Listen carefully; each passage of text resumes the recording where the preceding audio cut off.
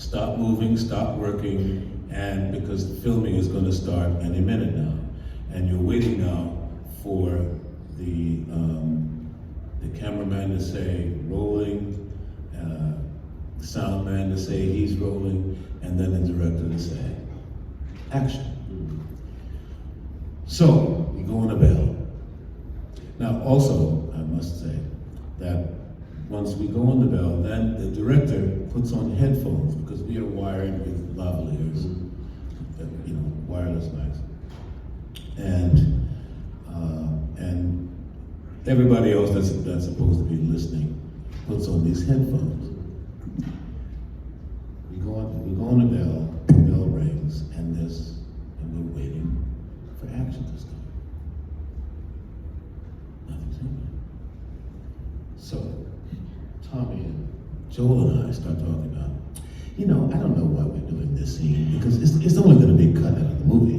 We've already been talking about this for 2 weeks, and why are we doing this? We're just wasting time here because we weren't really having a conversation that we would not have said in front of the director.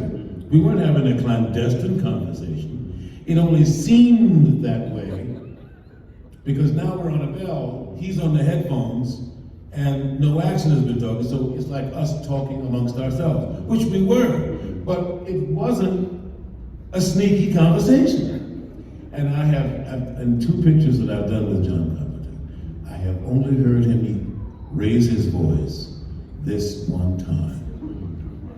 And he came around the corner and said, we're gonna shoot this fucking scene because I said we're gonna shoot this scene. I like this scene, that's why we're shooting this scene.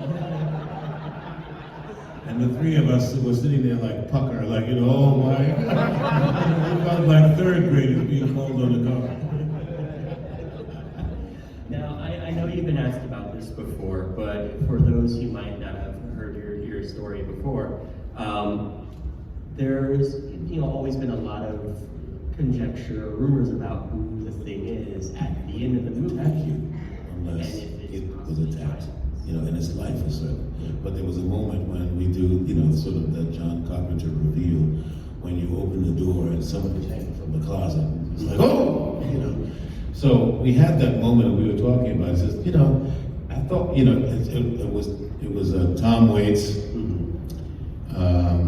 and Joel Polis and I had a scene together where we're walking down the hallway, and we're having, we're talking about something. And now, like I said, we had this was like one of our first things. Wide range of genres that you worked in, everything from action, adventure, sci-fi, comedy as well. Do something about Mary. Do you have a favorite area, genre to work in?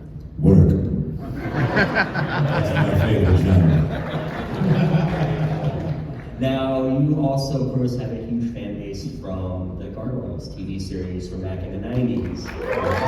Playing Goliath through the seasons of that. Can you talk a little bit about being cast as Goliath and creating that role?